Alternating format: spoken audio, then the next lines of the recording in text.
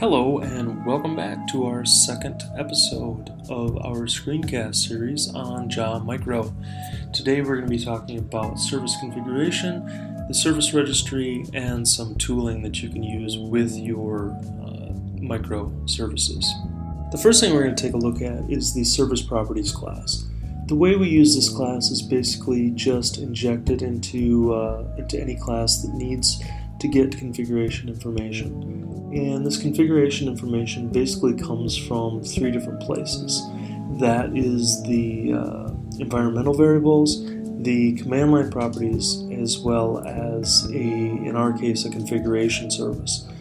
We've made this pluggable so that you can use whatever data source that you like. We have a service dedicated for this purpose, and I will get into that in a few moments. I'm going to give you a demo on the interaction between an actual running service and the configuration service to let you see how a service can react to configuration changes in real time. To do that, what I've done here is set up a Docker Compose file which has console, which is the infrastructure component behind our service registry, as well as Postgres, which is the database for the configuration service, and the configuration service itself. And so we will start by starting up this Docker Compose file and let everything get started. Okay, now that we have the configuration service started, I'm going to just fire a curl request to set a property that our service is going to watch on that will modify its behavior. If we make another curl request to the get endpoint, we will basically see all of the values that have been set in the configuration service for this service. Here I'll just give you a quick review of the service code where you can see that I've basically implemented some business logic that hinges on the value that's been set for this configuration value.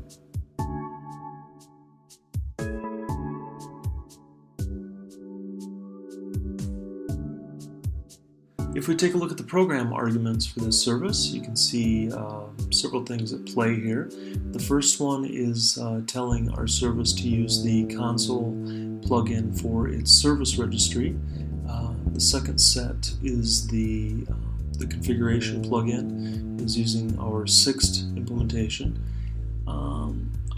We've set our service port as we did before, and the last one is to actually point to the registry server. We don't have to point to the configuration server because it's going to find the configuration server from the service registry itself. So the next thing we'll do is actually start up the service, and after that starts up, we can fire a curl request directly against the service. As you recall, we set our language to Pig Latin, which is basically going to tell it to modify the output. So we fire off that request and we see the modified output.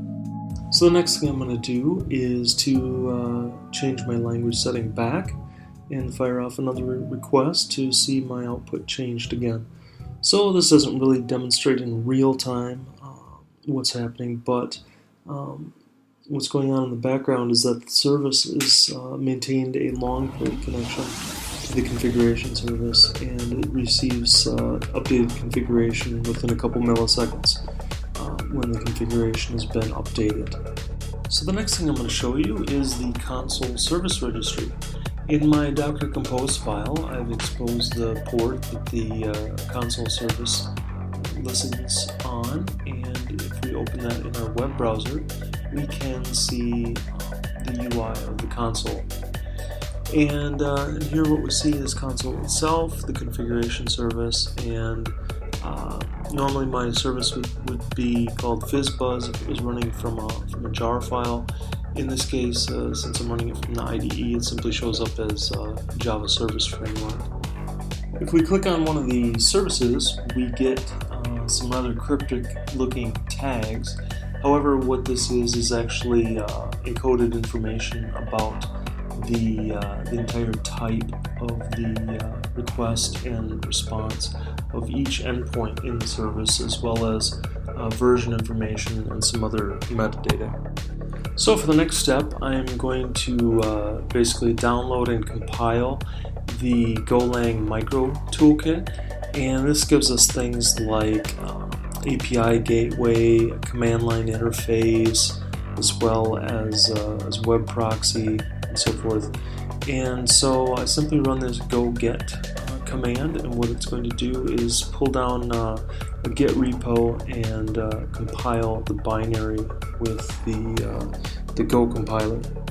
Now that we've got that downloaded and built, I'm going to go ahead and start up Micro Web, and this is basically a dashboard and reverse proxy that's integrated into the micro ecosystem. Now that we have that running, we can simply open our web browser to port 8082, and what we see is basically a list of the services that we have running in this environment. So I'll go ahead and click on the configuration server first, and basically what we see is all of the endpoints. And as I said, it fully understands the entire structure of the protobuf API definition, and from there it's able to give you not only an overview of what the endpoints are, but it gives you a tool to interact with the service from those definitions. So lastly, I'm going to show basically making a few calls to the service.